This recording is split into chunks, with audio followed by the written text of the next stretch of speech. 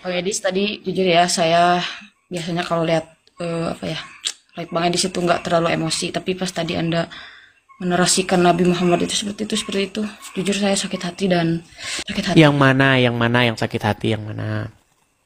Saya nggak maksud Harusnya menghujat ya, kamu karena ngomong Nabi gini, Muhammad sebentar juga Asti. Kamu harusnya ngomong dihormati gini. dalam agama saya. Jadi ya udah, nggak biasa aja lah. Oke, baik.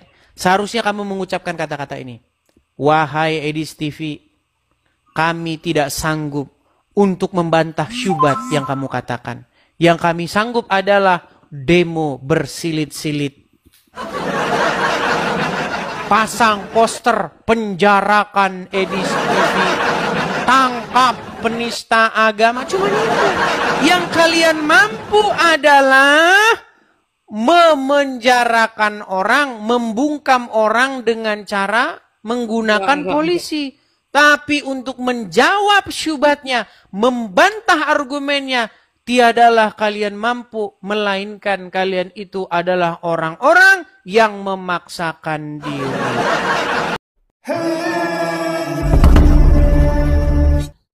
Serba susah memang saudara-saudara sekalian berdebat dengan umat sebelah ini.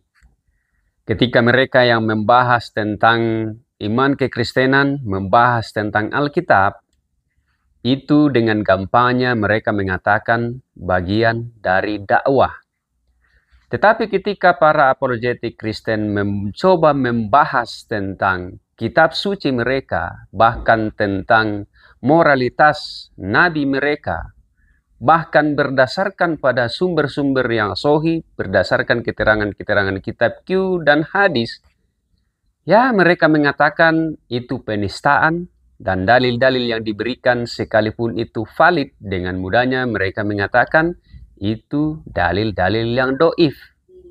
Nah, kali ini saya akan menunjukkan bagaimana salah seorang muslimah, dalam hal ini Restiani, menyatakan rasa sakit hatinya kepada Bang Edis, gegara Bang Edis, mencoba membuka dalil-dalil yang bercerita tentang moralitas nabi mereka.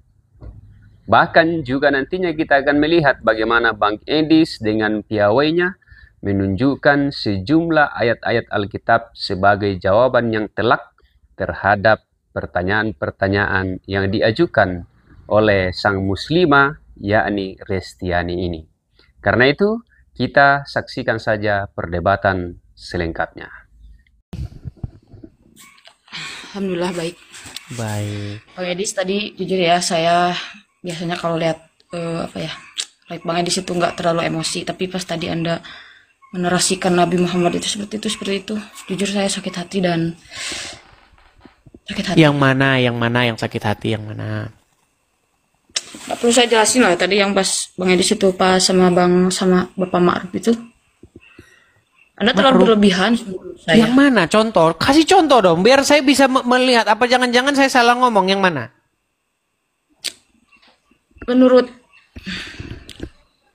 saya, Anda standar ganda. Giliran ada hadis yang menurut Anda tidak menguntungkan bagi Anda, Dikasih contohnya, tapi tidak bisa tunjuk. Resti, Tapi coba gini Resti, kasih tunjuk dulu yang mana tadi yang buat kamu sakit hati, biar kita cek kebenarannya, coba. Yang mana? Bentar dulu, tapi pas ada giliran hadis yang menurut Anda menguntungkan bagi Anda terus menyebarkannya. Tadi yang pas Anda itu berdiskusi sama Bapak Ma'ruf itu yang tentang itu. Apa itu?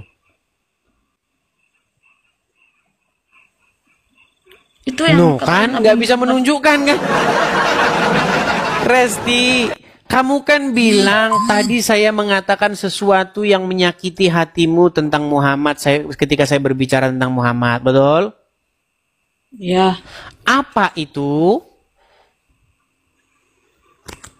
saya tidak mau menyebutkannya.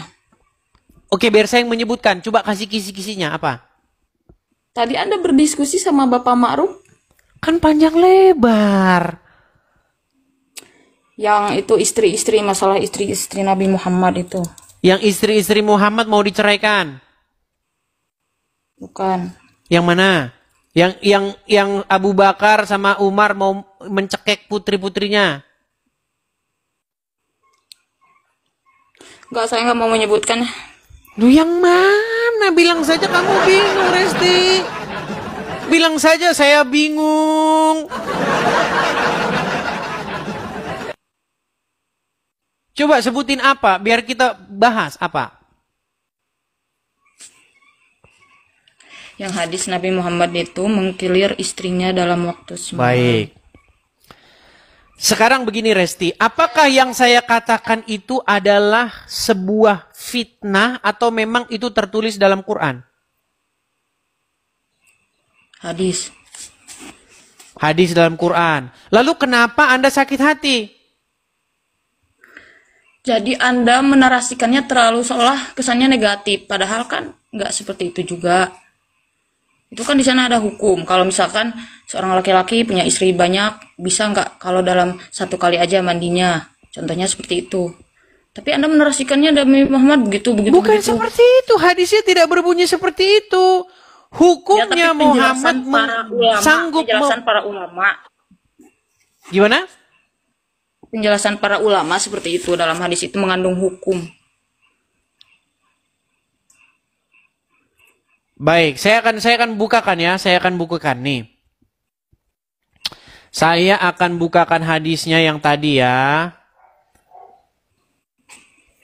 Bentar. Saya akan tampilkan. Inilah yang kata kamu buat kamu sakit hati. Masa hadismu mana sih? Resti ini? Ini ya Res ya, liatin Res. Ini, apakah ini adalah karangan saya sendiri atau memang ini adalah hadisnya umat muslim? Saya tanya dulu. Bentar dulu, saya tidak mau jawab dulu. Anda pernah mengatakan pada saat live bersama saya, kenapa kamu itu harus percaya sama para ulama hadis Bukhari dan Muslim? Secara tidak langsung Anda mengatakan nggak boleh percaya. Nah, pada saat ada hadis ini, Anda membawakan narasi hadis ini. Padahal kan Anda mengatakan pada saya jangan percaya. Berarti Anda standar ganda, Bang Edis. Baik.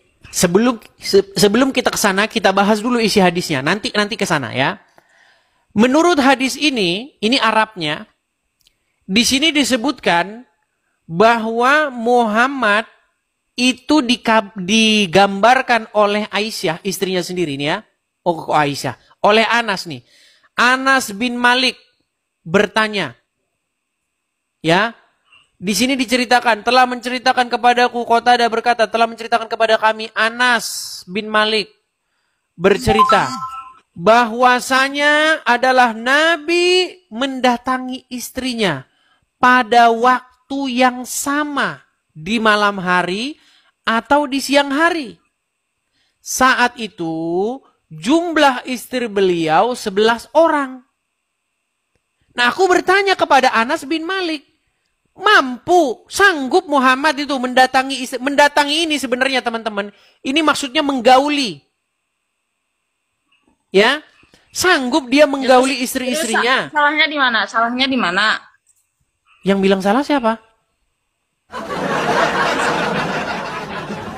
Ya, Bang Edis menarasikan seolah-olah hal itu adalah negatif. Yang bilang negatif siapa? Justru saya bilang ini bagus. Bahkan kalau bikin obat kuat, seharusnya dibikin merek ini. Loh, sekarang saya tanya. Tahu nggak? Kalau Anda tidak terima, ini susah ini. Resti. Penghujat tidak terima, tapi narasinya seperti ini. Loh. Yang bagus itu. Sekarang gini Resti, saya mau tanya. Resti, gini, saya mau jujur. Ini kayaknya dia mau ini. Banyak orang kemarin, termasuk Zuma. Sebentar, saya balik dulu kamera saya. Kemarin itu banyak, saya balik dulu kamera saya. Nih. Zuma, Nora, dan orang-orang APII menyidang Rashid. Disidang dia Rashid. Karena mengatakan bahwa Muhammad seorang raja SEX. Gini. Saya tanya sama kamu Resti, saya mohon dengar, sebentar Resti, sabar. Saya minta kamu jujur. Sebutkan satu orang pria di bawah kolong langit ini yang sanggup menggilir 11 perempuan sekaligus. Sebutkan siapa? Itu Nabi Salomo. Mana ayatnya? Tunjukkan saya mendengar ayatnya bahwa Nabi Salomo sanggup menggilir 11 istrinya dalam satu malam. Sebutin. Kalau ada, saya terjun dari Monas. Ayo. Ya, Sebutin. terus kalau misalkan di sana masalahnya di mana, Bang Edis? Resti, saya minta Ada kamu dulu. masalah gitu? Ini berhubung saya belain Rashid nih. Enggak, karena enggak, dia enggak, kemarin di sidang. Dengerin. Enggak. Sebutkan Ya, satu karena Bang pria Rashid itu yang menguntungkan sanggup satu menggilir dia 11 menguntungkan bagi perempuan Anda. sekaligus. Sendiri Sebutkan. itu. Siapa orangnya? Ya nggak tahu lah, saya kan nggak pernah ngobrol sama siapa. Muhammad, gimana sih? Masa Anda barusan dibaca tadi hadisnya. Muhammad sanggup menggilir istrinya dalam satu malam. Sebutin satu orang yang sanggup melakukan itu selain Muhammad. Sebutkan siapa? Salomo. Mana ayatnya? Ya buktinya beliau punya 1000 istri. Dia dia disebutkan memiliki 1000 istri. Dia Ya, tidak kenapa Anda disebutkan mengkritik Nabi sanggup Muhammad yang punya menggilir. 13 istri, Aduh, padahal saya nggak- lagi nggak ngomong. sebanding Dengar. dengan Saya lagi ngomong. Dengar. Makanya saya mengajar orang Islam tuh untuk cerdas. Biar IQ-nya tidak seperti Makanya IQ kenapa? gorila. Dengar. Rasti, dengar. Dengar ya, Nabi Rasti. Muhammad Kita punya 13 istri seorang Rasti, dengar, sahabat. dengar, Padahal dengar, tokoh dengar, Rasti, dalam dengar. Alkitab Anda juga mempunyai 1000 istri. Rasti, dengar ya. Begitu. Di sini ada gelas. Pak, saya pernah sabar sama Dengar, Abang, Rasti. tapi pengikut Abang Di sini ada gelas. Saya.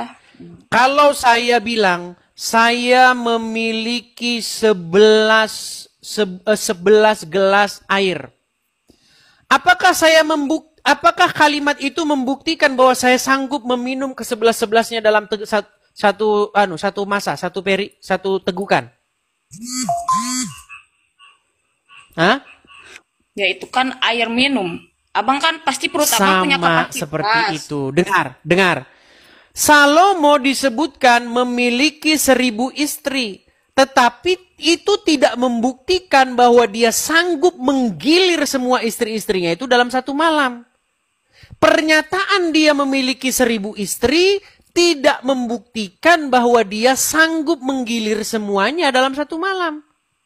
Begitu juga ketika ada orang dikatakan dia punya 11 Harley Davidson, tidak membuktikan bahwa dia sanggup mengemudikan ke 11 Harley Davidsonnya itu di saat bersamaan. Makanya ini dipakai. Nah, sedangkan Muhammad, dengar. Sedangkan Muhammad disebutkan dia sanggup menggilir semua istrinya itu dalam satu malam. Betul. Tapi kan bukan bersamaan juga, bisa jadi waktunya beda. Bersama. Bukan bisa jadi Waduh, saya balikin kamera saya. Memang berat ini dia ini ya. Waduh. Nih. Biasanya wanita-wanita mencari pria-pria yang seperti ini. Kamu gimana sih? Rasti ini, lihat nih. Perhatikan. Adalah Nabi. Lihat ke sini, Rasti. Malu, Edis, kalau saya bisa, dengan Nabi masa saya gitu bisa? bilang. Nih. Kalau waktu semalam itu bukan berarti bersamaan, Bang Edis. Oke, saya Bukan waktu bacakan, berarti saya bersamaan, bacakan. bisa jadi dari rumah ke satu, rumah Adalah dua, ke Nabi, tiga, ke empat, ke lima, ke enam. perhatikan, adalah Nabi mendatangi istrinya pada waktu yang sama. Dia mendatangi istrinya pada waktu yang bersamaan. Di malam hari ataupun di siang hari. Saat itu jumlah istri beliau 11 orang. Makanya ada pertanyaan. Sanggup Muhammad? Sanggup dia? Sanggup dia katanya. Sanggup. Beliau diberikan kekuatan Satu hari juga bisa disebut setara bersamaan. 30 Satu hari yang sama laki-laki. bisa disebut bersamaan. Terus kalau nggak bersamaan kenapa ada kata-kata sanggup? Ini kata-kata sanggup ini apa ini? Kata-kata sanggup bentuk keheranan Biasanya ini laki-laki itu membuktikan apa? kalau udah misalkan sekali begitu ya udah dia itu nggak sanggup lagi. Nggak ada kekuatannya. Aduh. Terus kata-kata sanggup ini, apakah beliau mampu? Ini menunjukkan apa? Mengindikasikan apa ini?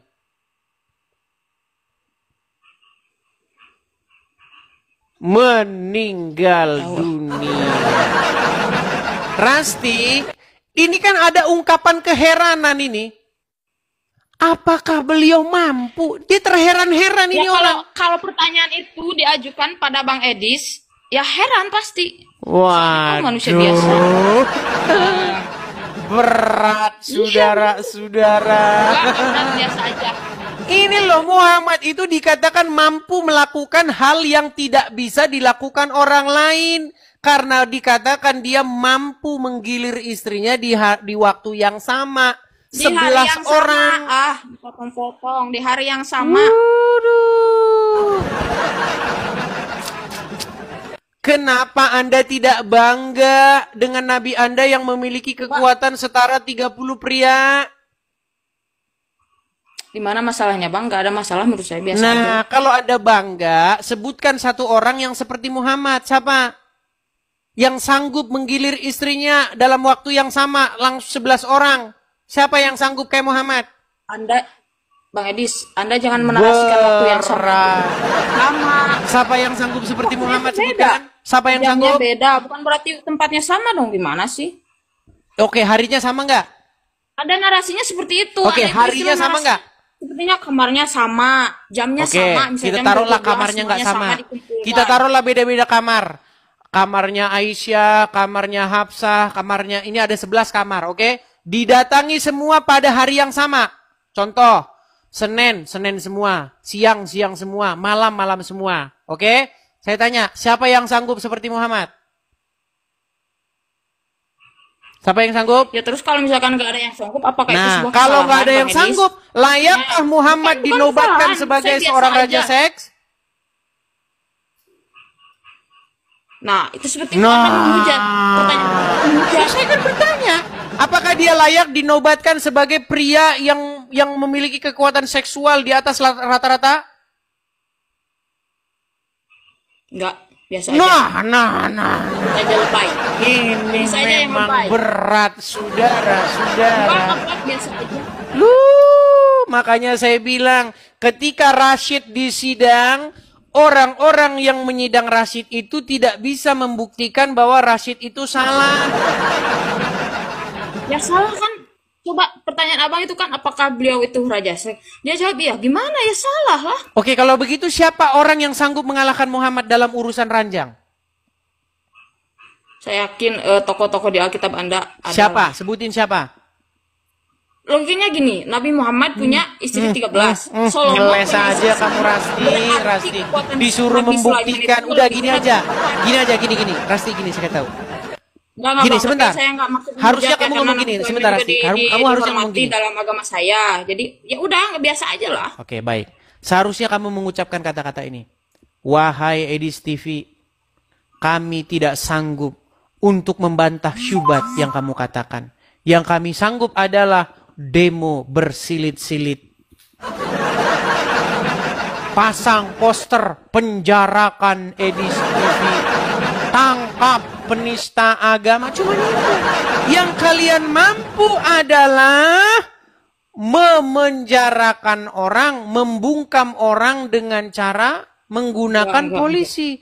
Tapi untuk menjawab syubhatnya, membantah argumennya, tiadalah kalian mampu, melainkan kalian itu adalah orang-orang yang memaksakan diri. Kalau Bang Juma Fakta mana lagi Nah, kah itu yang kan beliau kamu itu dustakan? membantah Anda. Maka kenyataan apalagikah yang kamu dustakan? Demikian itulah balasan bagi orang-orang Medis. yang nekat yang nyata. Nah, ya kan? Enggak. Demikian Saya punya. itulah kenyataan bagi orang-orang yang sungguh nekat lagi nyata. Kalau ada seorang laki-laki yang dia itu punya kekuatan di atas rata-rata, apakah itu sebuah kesalahan? Saya tidak bilang itu kesalahan. Apakah itu sebuah aib? Enggak, menurut saya. Saya jadi tidak biasa bilang itu aja. aib. Siapa bilang itu aib? Iya, kenapa Anda terus mempertanyakan apakah ada Yang laki-laki- saya herankan kenapa kamu tidak mengiyakannya seolah-olah kamu menganggap itu aib. Seolah-olah kamu menganggap itu hal yang memalukan. Justru kamu yang menganggap, justru kalian orang Islam yang membuat itu sebuah aib. Padahal kalau itu adalah kebanggaan, kenapa kalian tidak promosikan? Nabi kami ini pria yang luar biasa.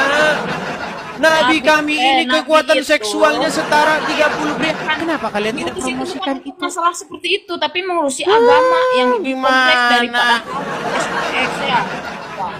Loh, Mengurusi Nabi Muhammad kalau itu begitu, bukan Allah. kalau begitu siapakah pria yang kekuatan seksualnya melebihi Muhammad? Kenapa Anda mempertanyakan hal ini terus berulang-ulang? Kalau itu bukan Karena kamu Untuk terkesan malu, merendahkan. karena kamu terkesan seperti menganggap itu aib.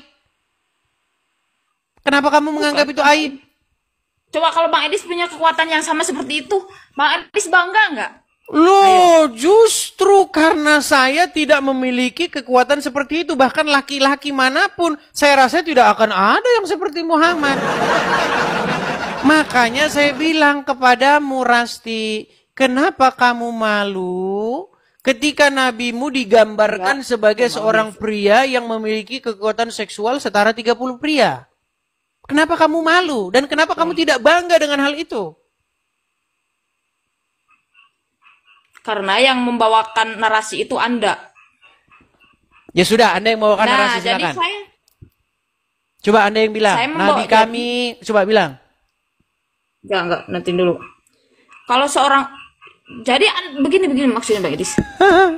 Berat ini teman-teman. Aduh, sulit. Ini sudah 27.000 orang Intinya yang nonton, Anda Rasti. standar ganda, Kenapa kamu Anda, membuat Pak Edis. agama Islam semakin jadi bulan-bulanan? Ya, standar ganda. Giliran ada hadis yang menurut Anda itu menguntungkan bagi Anda, terus dibawa narasinya seolah-olah. Nah, ini kita ke situ sekarang. Tapi Gini, giliran pada saat saya menerangkan kepada ada hadis Rasti, pengharaman gini. tombol. Ada yang ngomongnya saya nggak percaya, saya nggak makanya percaya. gini saya bilang.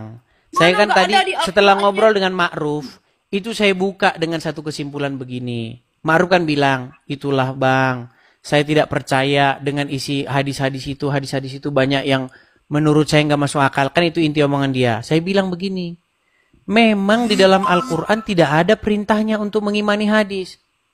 Tidak ada dalam Al-Quran, wahai umat muslim, ya, percayalah kepada kitab karangannya Bukhari. Nggak ada.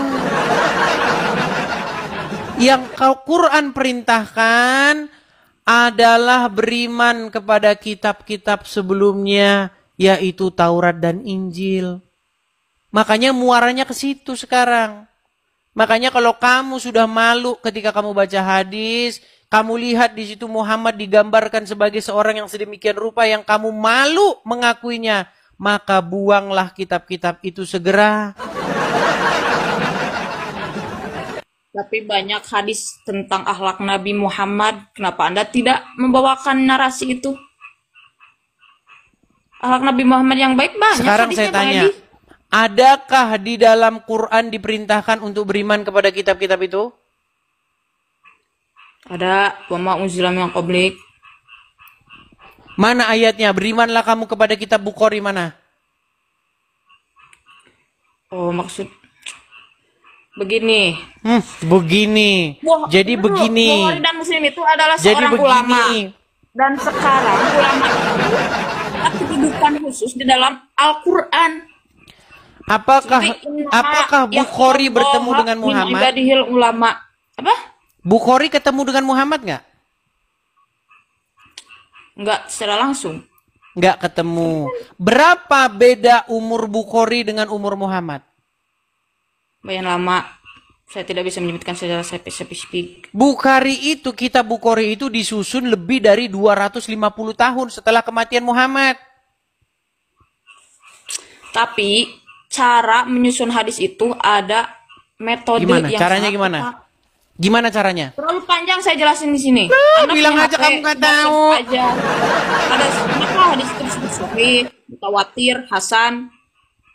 Bagaimana dia bisa tentukan itu mutawatir, sohi, sedangkan dia nggak pernah ketemu dengan Muhammad, nggak pernah ketemu dengan sahabat, nggak pernah ketemu dengan tabiin nggak pernah ketemu. Ya kan, dari Orang Nabi yang Muhammad, ingin ke dikonfirmasi sahabat, bahwa terus ke mereka tabi'in, benar-benar terus ke- mengatakannya sudah di terus ke dalam Bukhari. kubur. Bagaimana dia berkata Muhammad berkata, Periwayatan kata hadis Muhammad, itu kata tidak Aisyah. semudah Oh, semua apa yang Anda dibilang katakan, sudah di Bang dalam Is. kubur, Periwayatan gimana? mudah yang Anda katakan. Coba Anda, kenapa Anda Bagaimana kita bisa mempercayai sebuah informasi yang dinisbatkan kepada Muhammad, tapi Anda sendiri tidak tetapi mencari Muhammad yang bagaimana katanya hadis berucap itu demikian sudah dimetodologikan. meninggal di dalam kubur? Bagaimana kita konfirmasi kebenarannya? Nah, kitab Injil Anda juga. Baik, saya bukakan dalam Bagaimana? Injil. Saya bukakan. Sedangkan Yesus sudah meninggal. Baik. Kitab-kitab Anda itu, Alkitab itu disusun Saya setelah 300 bukakan tahun Yesus dalam meninggal. Injil. Bagaimana cara mengkonfirmasi kebenarannya bahwa itu Baik, kata-kata kita itu? bukakan ya. Kita harus menjawab juga pertanyaan clear orang-orang dulu. Islam Kitab Anda terhadap juga begitu, iman Kak. kita. Saya balik kamera saya. Apa bedanya Quran dengan apa bedanya Injil? Perhatikan. Ya. Kalau hadis-hadis itu ditulis oleh orang-orang yang nggak pernah ketemu dengan Muhammad, nggak pernah ketemu dengan saksi mata, dan orang-orang yang katanya mereka mengucapkannya ketika hadis itu ditulis sudah meninggal dunia. Perhatikan. Daripada kitab Anda ditulis setelah Yesus 300 Baik, tahun saya meninggal bacakan. dunia. Itu Saya lebih bacakan. parah. Kalau hadis itu Theophilus, kan ya jelas dengar, itu perkataan Nabi, Esti, perkataan tenangkan, manusia. tenangkan Kalau itu dirimu, dianggap tenangkan dirimu ya. perkataan Tuhan, hadis. Tenang, jin korinnya tenangkan dulu ya, tenangkan. Theophilus yang mulia. Bagaimana saya mau tenang Anda terus Waduh, ini saya mau ngomong ini sudah mulai panik panik, Enggak. panas. Ya saja. Kemarin saya slow. Saya bacakan tapi ya. umat Anda mengatakan saya Saya bacakan. bodoh. Bisa saya bacakan? Apa Baik. itu? Saya bacakan ya. Apa? Theophilus yang mulia, banyak orang telah berusaha menyusun suatu berita tentang peristiwa-peristiwa yang telah terjadi di antara kita. Seperti yang disampaikan kepada kita oleh mereka yang dari semula adalah saksi mata. Saksi mata. Ya. Dan pelayan firman. Karena itu, setelah aku menyelidiki segala peristiwa itu dengan seksama dari asal muasalnya, aku mengambil keputusan untuk membukukannya dengan teratur bagimu, supaya engkau dapat mengetahui bahwa segala sesuatu yang diajarkan kepadamu adalah benar. Bahwa segala sesuatu yang diajarkan Ya. Tuh teman-teman kalau mau Bible audio ya, kepada teman-teman Kristen yang udah malas baca, yang kalau baca Bible langsung tidur, Bible dijadikan obat tidur. Tuh ada Bible audio, silakan kalian download, itu sudah selesai panunya, projectnya itu 2015 sudah kelar tuh. Dari perjanjian lama kejadian digarap, ada Bible MP3, silakan kalian kalau mau download. Ya, nih. Jelas dari para saksi mata. Beda dengan apa yang kalian tuliskan tadi di hadis-hadis tadi. Kata Muhammad, kata Aisyah, kata ini, kata ini. Orang yang katanya yang namanya disebutkan di dalam perawi hadis itu, semuanya sudah meninggal dunia. Kalau kata-kata dalam hadis itu masih logis. Hadis itu kan ucapan Nabi. Sampai lapar Tapi kalau deh dalam saudara-saudara. Anda Sudah itu lapar melanda isinya ini. begini. Nah, itu kan maksudnya masih logis Bang Edis. Itu kan hadis itu perkataan Nabi. Tapi kalau dalam kitab Anda diksinya begini, Yesus berfirman, Yesus berkata, itu seolah tulisan manusia. Tulisan Maksudmu manusia. hadis tulisan siapa? Ya hadis tulisan manusia. Itu kan emang Nabi Muhammad. Mana sini orang ini? Oke, Quran tulisan siapa? Nah, kalau Al-Quran itu firman Allah, diksinya juga Iya, yang nulis siapa? yang nulis ya manusia, Bang Edis. Terus kenapa kamu permasalahkan Bible ditulis manusia? Ini orang gimana sih, Rasti? Rasti. Ditulis manusia, tapi gini. Sungguh diksi- sangat diksi nekat yang ada dalam nyata ini, Rasti. Maksudnya begini, Yesus berfirman, anu gitu. Yesus Iya, berfirman. tapi gini loh Rasti, kamu gitu. ini gimana ya? Gemesin gitu loh. Orang kamu nuduh kami itu tulisan manusia, sedangkan Quranmu tulisan manusia. Diksi Aduh. perkataan manusia. Yesus berkata anu. Yesus berkata anu gitu kan diksi dalam Alkitab. Kalau Al-Quran itu Iya, katakanlah semua Muhammad, itu kan ini memang dari Allah. dibukukan Terus sebagai sebuah laporan Perintah untuk secara langsung. orang-orang terkemudian supaya mereka mengetahui informasi apa yang terjadi di masa lampau, betul?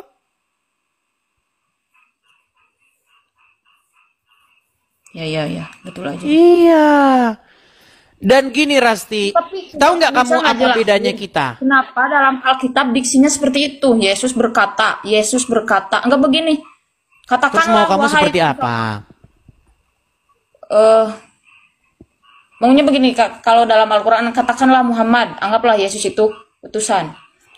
Kan Yesus itu kan kata Anda utusan bahasa kemarin. Di selain Tuhan, di selain utusan, saya juga bingung. Maksudnya disuruh Oleh Allah mengatakan. Bapa. Iya, kata Anda kemarin Yesus Ya, itu di selain gini. Tuhan, di selain Tuhan. Begini, Anda mengatakannya ya. begitu.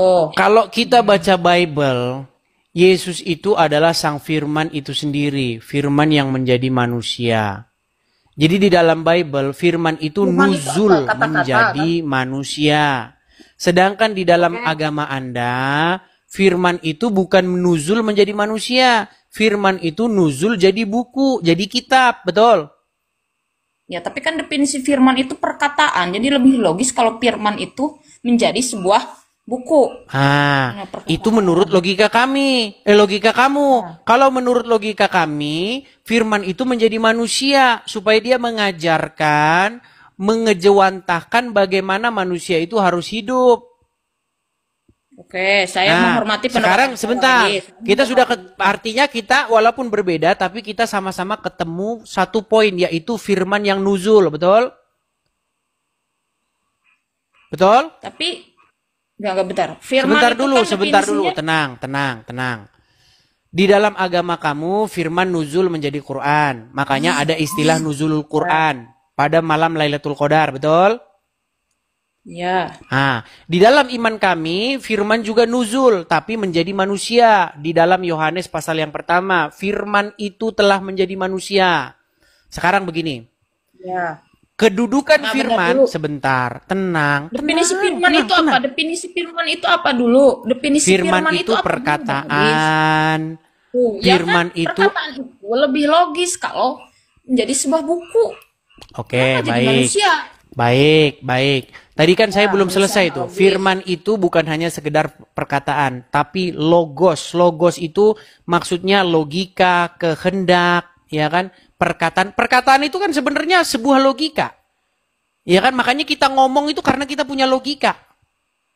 Makanya kalau orang udah kepalanya udah konslet, dia nggak bisa ngomong lagi. Nah, Logika karena itu kita pikiran. punya logika, Kalau maka perkataan logika dari kita mulut. itu kita Kamu ngomong, saya ngomong.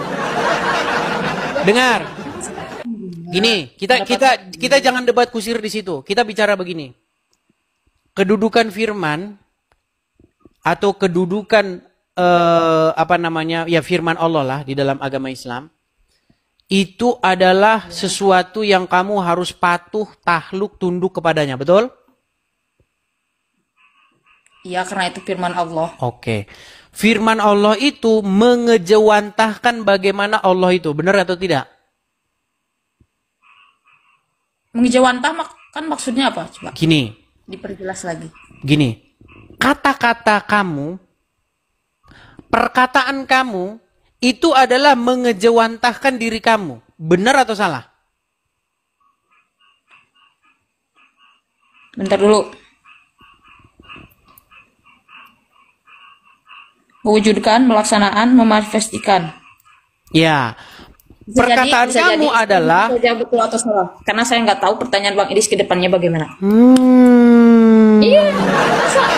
Makanya saya bilang yang pantas ditaati, yang pantas kamu takluk kepadanya, yang pantas dia berdaulat atas kamu adalah sang firman itu. Karena sang firman itu adalah pengejawantahan dari yang berfirman. Makanya ketaatan kamu kepada firman Allah sesungguhnya adalah ketaatan kamu kepada Allah itu sendiri. Ketaklukan kamu kepada firman Allah sesungguhnya adalah ketaklukan kamu kepada Allah itu sendiri. Karena Ya, firman kalau itu Allah mengejawantahkan Allah itu sendiri. Setuju? Setuju kalau dalam itu. Nah, Kan dalam tapi begini, dengar, bentar dulu, saya dulu. dengar. Itulah Maksud saya, yang kami dengar. Itulah yang kami imani di dalam kekristenan. Karena Yesus itu adalah logos sang firman yang menjadi manusia. Makanya Yesus berkata, barang siapa melihat aku, ia telah melihat dia yang mengutus aku. Nah sekarang kepada kalian. Apakah umat muslim takut kepada firman Allah? Takluk, tunduk kepada firman Allah? Tidak. Umat muslim tidak. Mau menjelaskan dulu. Saya mau nanya sama Bang Umat Edis. muslim tidak takluk kepada firman Allah, tidak tunduk kepada firman Allah. Umat muslim takluk tunduk kepada firman Muhammad. Karena apa? Allah di dalam Al-Quran berkata, Ya ayyuhallazina amanu, di dalam surat Al-Ahzab ayat 70. Katakanlah perkataan yang benar. Itu firmannya Allah. Tapi umat muslim tidak takut kepada firman Allah. Umat muslim takut kepada firman Muhammad. Wahai umat muslim, boleh kalian berdusta di dalam 3 hal. Bisa dijadikan dalil, itu menurut Al-Quran juga Bang Edis. Sekarang saya tanya, yang harus ditaati, dipatuhi, takluk kepadanya firman Allah apa Muhammad? Dua-duanya. Iya, karena kalian, kalau omongan Muhammad dengan omongan Allah bertonjok-tonjokan, siapa yang harus dipatuhi? Nggak pernah ada Nggak firman pernah, Allah dan bagaimana? Buka surat Al-Ahzab ayat 70. Muhammad. Nggak mau. Lain juga. Coba, Aduh. saya menjawab tema Bang Edis tadi. Saya mengenal perkataan Bang Edis yang tadi tuh, yang Yesus itu firman Tuhan, ya kan? Kalau di Islam firman itu berubah menjadi kata-kata. Kalau itu berubah Jadi menjadi buku. manusia, gitu. Duzul jadi buku, Ya, jadi kitab. menjadi buku. Kalau di Kristen itu menjadi manusia. Ya Ya. kan? Ya. Oke, saya bisa menerima penjelasan Bang Edis. Kalau misalkan Yesus itu tidak dianggap Tuhan, kenapa dia itu firman tapi dianggap Tuhan? Kalau di Islam kan Al-Quran Dianggap ya, Tuhan bukan tuh apa maksudnya bukan dianggap Tuhan? Apa maksudnya dianggap Tuhan? Maksudnya dianggap Yesus itu Bapa di surga gitu? Bukan, kata Bang Edis kan Yesus, Bapa di sorga dan Roh Kudus itu satu kan? Satu kesatuan. Iya, satu, tetapi bukan berarti Yesus itu adalah Bapa itu sendiri. Makanya saya penasaran, ketika kamu mengatakan, kenapa Yesus dianggap Tuhan? Apakah maksudmu dianggap Tuhan tuh Yesus dianggap adalah Bapa di surga? Enggak, orang Kristen enggak mengimani itu. Tapi gimana konsepnya coba? Saya nggak ngerti. Nah, makanya saya sering bilang, Rasti, kata Tuhan itu nggak pernah ada di Quran, nggak pernah ada di Bible. Itu dulu yang harus kamu pahami. Kamu setuju nggak bahwa kata itu nggak ada di Quran, nggak ada di Bible? Kalau di Al-Quran sih ilahun. Ya, makanya kita harus kembali ke bahasa aslinya. Kata Tuhan itu bahasa aslinya di dalam bahasa Arab itu adalah Rob. Setuju?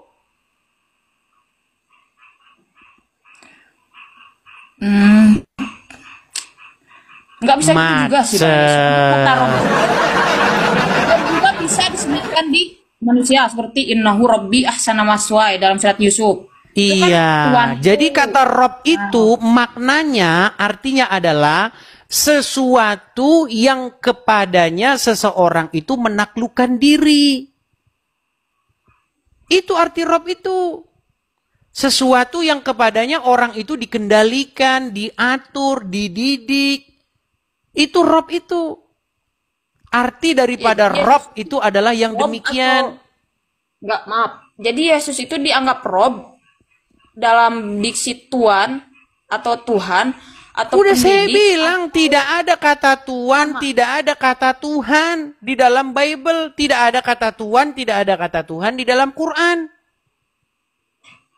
Iya, jadi maksud Nah, Bang muter Edis, lagi Yesus kan. Saya nggak ngerti bener. Yesus itu jadi, tapi kan kenapa kalian itu selalu ada Yesus misalkan di gereja batunya, terus nempel di salib, disembah-sembah gitu-gitu kan? Kalau begitu pantasnya kalau Islam. Oke, baik. sujud sama Allah. Baik, sekarang saya tanya.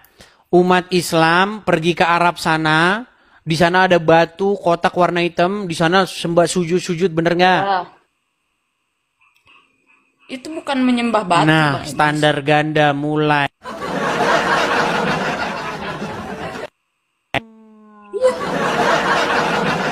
Oh, jadi gambarannya gitu. Jadi sama gambarnya seperti umat Gini Muslim. Rasti, dengar.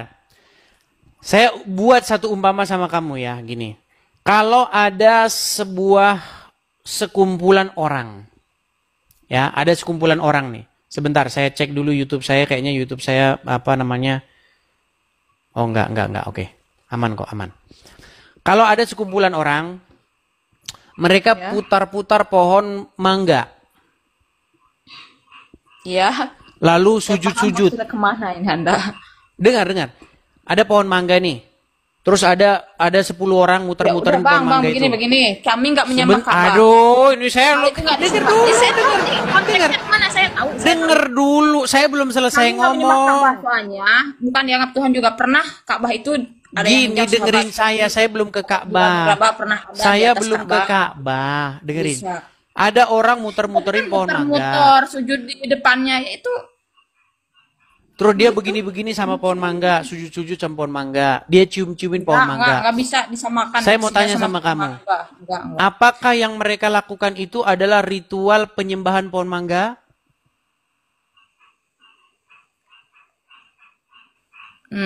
Bingung juga jawabnya ini. Gimana sih? Bingung. Tapi kalau pohon mangganya diganti Ka'bah dengan secepat kilat, kamu akan mengatakan itu bukan Nah, penyembah. oke deh. Begini, Inilah Pak saya Dedis. bilang kalian itu punya standar Begini. ganda. Menyembah pohon itu nggak ada perintahnya. Kalau tawaf di Ka'bah dan kiblat ke Ka'bah itu emang udah diperintahkan Oke, baik. sama Allah. Berarti Jadi logika nggak kamu bisa, tuh seperti kan, ini. nggak bisa disamakan Logika di sana. kamu seperti ini, dengar. Ini logika kamu. Ini ada Yang air, kedua. ini gelas. Di dalamnya ada air. Ya.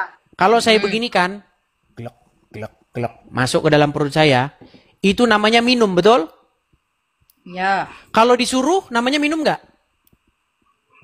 ya sama aja minum. Sama aja. Kalau disuruh perbuatan itu begini, tetap namanya minum. Mau disuruh, mau nggak disuruh, tetap namanya minum. Nah, kalau orang putar-putar pohon mangga, begini-begini sama pohon mangga, namanya nyembah Minum pohon itu kan mangga. dalam konteks Kalau disuruh ibadah. artinya nggak nyembah pohon mangga. Kenapa tidak nyembah? Karena disuruh. Konteks ibadah. Jadi analoginya minum itu Memang Bang Edis, kalian bukan ini, konteks waduh, ibadah. pantas Ya, emang IQ bener. gorila. Minum itu bukan konteks ibadah, Bang Edis. Jadi analoginya nggak Saya masuk. sebenarnya sangat sedih hati saya ya ketika ada sebuah survei terhadap bangsa-bangsa.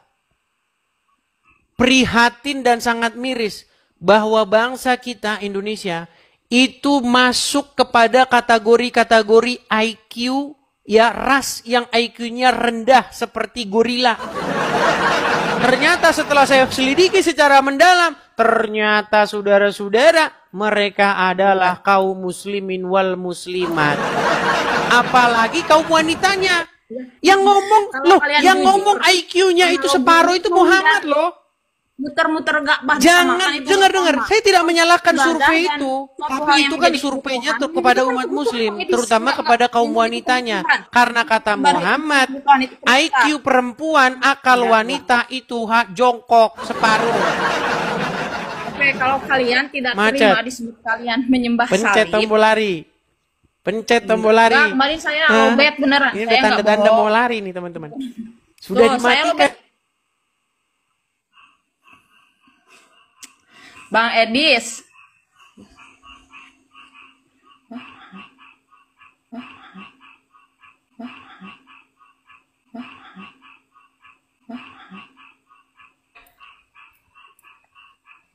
Karena dia tahu yang saya katakan itu adalah fakta.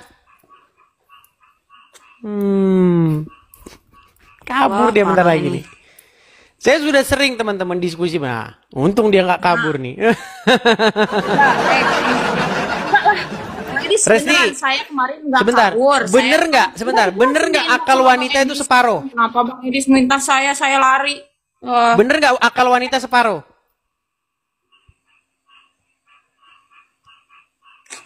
Nggak tahu ah. Ah. Saya nggak mau jawab. Sudahlah, Oke, sudah. bentar dulu. Kan Jangan saya udah diterus-teruskan jawab lagi, pertanyaan Bang Rasti, Edis. Saya ya. mau nanya, kalau misalkan umat Kristen tidak menyembah salib, kenapa nggak ada yang berani Baik, menginjak saya salib jawab. seperti kami menyembah? Saya jawab. Gini, Nah, kami tidak pernah ada di gereja. Kalau misalnya kamu main ke gereja saya, di Bukan- gereja bukan saya menyembah itu salib ya sih, di sini, menyembah bahkan nggak ada kayak begituan, nggak ada. Patung apa nggak ada di saya gereja mau- kami itu saya mau- gini-gini sama salib tuh nggak ada. Tapi yang ibadah di gereja kayak gitu kok. Kalau kamu lihat yang seperti itu bukan gereja saya. Ada sebagian ya orang-orang yang ada patung begitu ya, dia di patung-patung gini ada. Tapi itu tidak sesuai dengan ajaran agama Kristen. Oh, jadi Di dalam Abang Edi agama sini Kristen dikatakan, jangan membuat bagimu patung yang menyerupai apapun, baik yang ada di langit, di bumi, di bawah bumi, di air. Jangan sujud menyembah kepadanya. Ada. Oke. Kalau Oke, ada saya orang menghormati- Kristen yang masih sujud-sujud ada patung begitu, saya katakan itu dia tidak ngerti Bible. Dia sama kayak tempatmu itu, dia lebih mendengar omongan ustaz, lebih mendengar omongan pendeta-pendetanya atau pemuka-pemuka agamanya. Iya. Adalah tergantung. Ustadz juga ada yang menyesatkan, ada yang enggak. Lah Nggak bisa iya. dipukul rata semuanya. Makanya Kristen itu bukan kata pendeta, bukan kata Edis TV, bukan kata bukan kata pemuka agamanya. Kristen itu adalah apa yang Bible katakan. Christian is what the Bible says, what the people say. Tuh. Kristen adalah apa yang Bible katakan, bukan apa yang kata orang katakan. Jadi aliran Bang Edis ini Kristen apa? Protestan, Katolik atau apa? Saya nggak mau menyebut Kristen golongan-golongan apa. Saya bilang saja saya Kristen yang sesuai dengan Kenapa apa sih, yang Bang kata Edis? Bible. Kenapa? Loh, karena ajaran Saya nanya Kristen sama itu kamu, adalah apa yang mengakui diajarkan di aliran dalam Kristen Bible, apa? bukan apa yang diomongin pendeta, bukan apa yang diomongin pemuka agama. Kalau pemuka agama mengatakan sesuai dengan apa yang dikatakan Bible, nah baru. Nah, gereja kami kebetulan, gereja yang sehat. Pendetanya mengajarkan apa yang diajarkan Bible. Kalau gereja nggak sehat, ngapain saya ke situ? Kan gitu. Jadi kalau yang nyembah patung Yesus itu apa itunya alirannya? Ya, saya mengatakan bahwa di dalam ajaran Kristen tidak boleh Anda sujud menyembah kepada patung. Mau itu patungnya siapa kek, mau patungnya kucing, mau patungnya siapa, nggak bisa. Tapi kalau hanya mendirikan sebuah monumen patung untuk memperingati atau untuk menggambarkan kepada para penonton satu peristiwa di baliknya, boleh-boleh saja. Contoh. Ketika saya sedang main ke rumah sakit, di situ saya lihat ada di situ ada patung Petrus, kemudian di situ ada ayam. Itu menggambarkan bagaimana Petrus menyangkal Yesus dan di situ ayam berkokok. Gak apa-apa, itu seni bagus. Itu untuk mengingatkan kembali kepada peristiwa yang terjadi di masa lalu. Tapi kalau Anda begini-begini sama patung itu, nah itu yang udah gak beres. Jadi apa aliran yang begini-begini sama patung Yesus itu Saya nggak aliran? tahu. Apa? Yang jelas ada orang-orang yang seperti Bang Edis, itu ada. biasanya kamu serba tahu. Masa agama saya kamu tahu, tapi Nanti agama kalau saya bilang begitu, nanti orang jadi salah paham dengan saya. Begitu loh. kan abang juga gak mau agamanya disalahpahamin, begitu juga saya. Loh, sekarang saya tanya. Yang pergi ke Arab sono, yang cium-cium batu, betulkah itu semua golongan dari golongan agama Islam? Ya betul. Karena ada Betul. contoh dari Nabi. Apakah itu oknum? Oknum itu kan konotasinya Tidak, negatif. justru itulah orang Islam yang sejati. Nah, kalau ada orang Kristen yang masih Kan Bang Edis begini-begini suka sama menghargai patung, saya. ada patung terus begini-begini. Menghargai Bang Edis ngobrol beberapa Nah, menit. itu saya bilang oknum. Ajaran Kristen nggak seperti itu. Buka di dalam Bible itu jelas. Jangan membuat bagimu patung yang menyerupai apapun. Baik yang ada di langit, baik yang ada di bumi, baik yang ada di bawah air. Untuk sujud menyembah kepadanya. Jelas. Ya kan? Oke, jelas juga gak Jelas. apa-apa. Saya menghormati Mau pendapat apa lagi? Anda. Mau sampai jungkir balik pun, mau siapa yang ngomong juga nggak ada yang bisa bantah itu. Oke. Tapi gini ya, saya mau menjelaskan dulu masalah mencium Hajar Aswad. Pertama itu ada contoh dari Nabi. Dan kedua, mencium Hajar Aswad itu sebenarnya hukumnya sunat, nggak wajib. Tapi banyak Oke. umat muslim yang Apakah kadang Hajar Aswad bisa membahayakan mendatangkan dirinya. manfaat Itu atau sebenarnya salah mudarat? kaplah bukan cium tapi istilam. Istilam itu cukup apa ya dari jauh baik. gitu. Pertanyaan Dari saya, jauh. apakah berbuat demikian Salah paham. kepada Hajar Aswad itu bisa mendatangkan manfaat? Kalau dari logika ini, enggak. Kalau dari logika, Tidak mendatangkan manfaat. Karena Umar bin Khattab sendiri pernah berkata dalam sebuah hadis, engkau adalah sebuah batu enggak, bukan belaka. begitu. Gimana? Jika seandainya Nabi tidak mencium engkau, aku tidak akan melakukannya. Oke. Umar bin Khattab kan bergejolak tuh di dalam hatinya.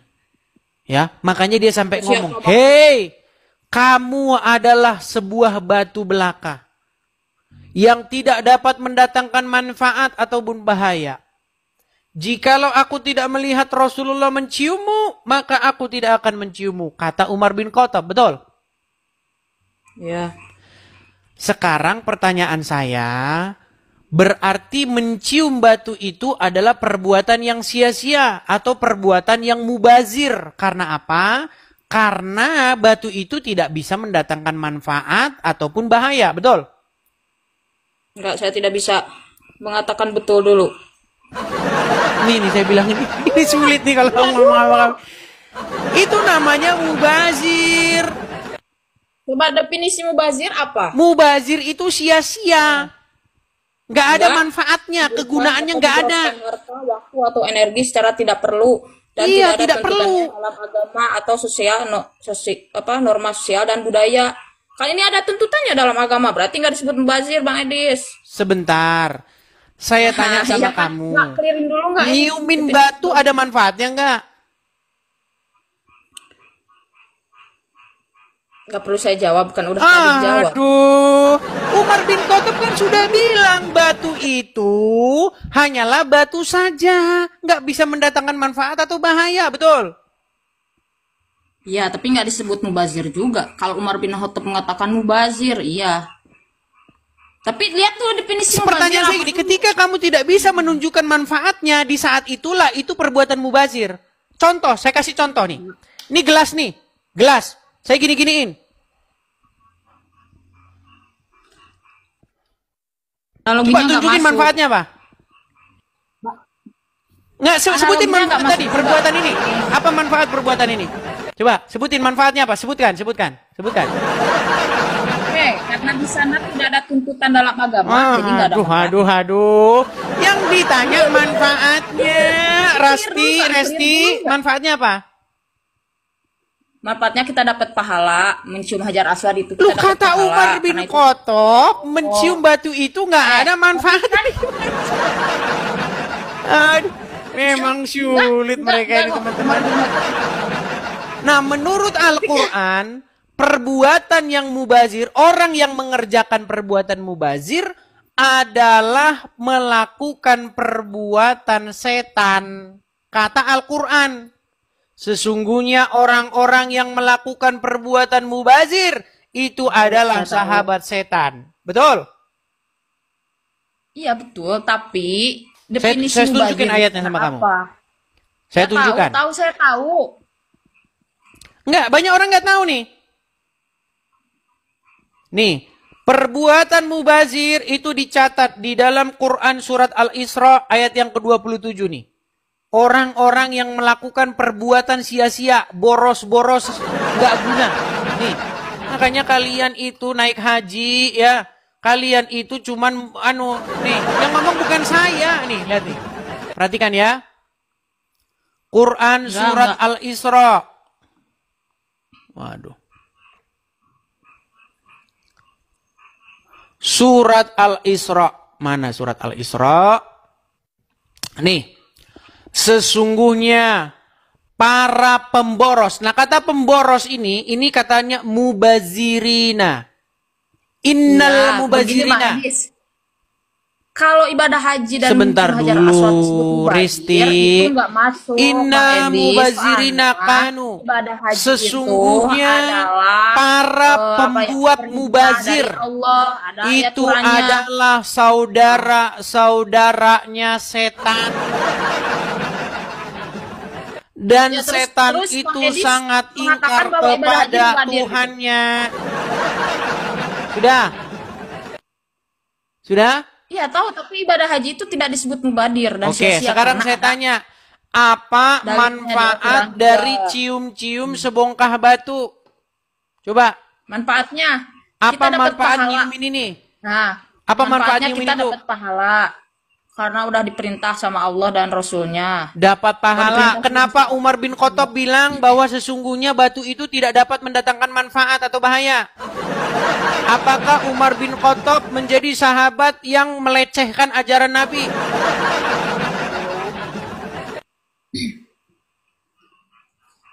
Ayo.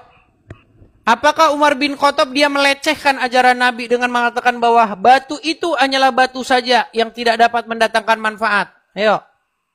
Enggak.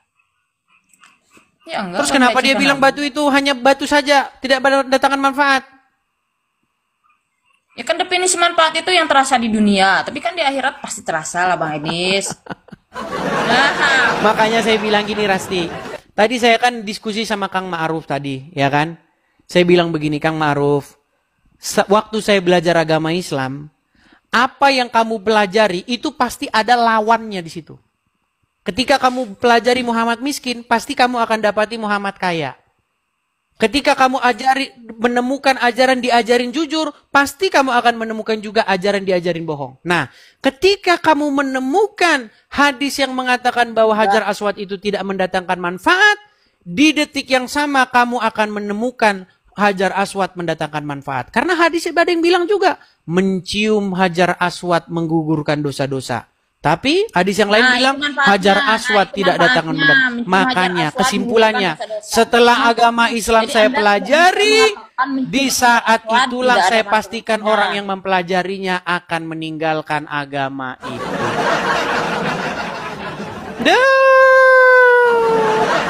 Dan kalian tidak akan bisa membantah saya yang apa? Penista agama, penista agama. Itu yang kalian bisa sanggup lakukan. Kalau membantah argumen saya, nehi, tidak akan bisa. Tidak akan bisa. Coba, satu sisi bilang, Hajar Aswad tidak mendatangkan manfaat. Satu sisi bilang, mencium Hajar Aswad menghapus dosa-dosa. Satu sisi bilang, tempat mana saja kamu memandang wajah Allah, ada wajah Allah. Satu sisi bilang, palingkanlah wajahmu ke Masjidil Haram. Satu sisi bilang, sholat dimanapun sama saja. Satu sisi bilang, sholat di Masjid Nabawi, sholatnya pahala 1000 kali. Udahlah, makin kau pelajari agama Islam, makin dekat pintu gerbangnya untuk meninggalkan agama tersebut, Rasti. Yang meninggalkan agama Islam itu dia yang nggak paham sama agama Islam. Masih menipu diri dia. Oke lah Rasti, ini sudah mau jam 11:30 malam. Sudah jam 11:30 gimana? Besok Saya kita sudah lanjut lagi ya. menonton Bang Edis ini dari 2 minggu atau sebulan, tapi saya nggak sama sekali nggak terpengaruh loh. Saya justru lihat Ya, Bang Edis itu karena itu kamu masih menipu diri, membohongi diri sendiri. Nggak apa-apa, gini. Memang tidak semudah membalik telapak tangan. Semakin kamu makin lama meninggalkannya, semakin nanti kamu meninggalkannya, maka saya pastikan kamu tidak akan kembali lagi kepada agama Islam. Ya. Kamu kan lama nih mau meninggalkan agama Islam. Nanti ketika kamu sudah meninggalkannya, maka kamu tidak akan lagi memalingkan wajahmu terhadap agama itu. Ya, sebagai penekanan tanggapan terakhir, saya mengatakan dan sepakat dengan jargon Bang Edis yang viral di mana-mana yang mengatakan, ya sungguh nekat yang nyata, berat saudara-saudara, menceret. Kira-kira itulah kata yang tepat untuk menggambarkan ketika para umat Muslim ini bertemu dengan Bang Edis. Mereka tidak mampu memberikan jawaban-jawaban yang valid, yang memuaskan, dan ketika mereka sudah tidak mampu menghadapi guyuran pertanyaan dari Bang Edis, maka langkah yang mereka lakukan ialah mencoba menghasut publik dengan bagaimana caranya agar si Bang Edis ini segera ditangkap dan dipenjarakan, atau para apologetik Kristen yang lain ketika mereka berbicara tentang fakta-fakta di sekitar agama mereka, maka dengan mudahnya mereka membungkam para apologetik Kristen itu dengan mencoba memprovokasi masyarakat dan juga pihak keamanan untuk segera bertindak karena selalu atas nama penistaan agama. Sekali lagi, kalau mereka yang omong tentang iman Kristen, tentang Bible, tentang Yesus, tentang Paulus, dan segala-galanya tentang iman Kristen, mereka dengan mudahnya dan dengan bebasnya, dengan leluasanya ngomong apapun tentang itu. Tapi sedikit saja para apologetik Kristen itu katakanlah memberi tanggapan, apalagi membongkar tentang kenyataan-kenyataan kitab suci mereka dan kehidupan atau moralitas nabi mereka, maka apa yang terjadi? Segera mereka akan memprovokasi dan mengintervensi pihak keamanan atau polisi untuk segera bertindak mengamankan apologetik Kristen tersebut. Itulah yang terjadi di negara Konoha ini.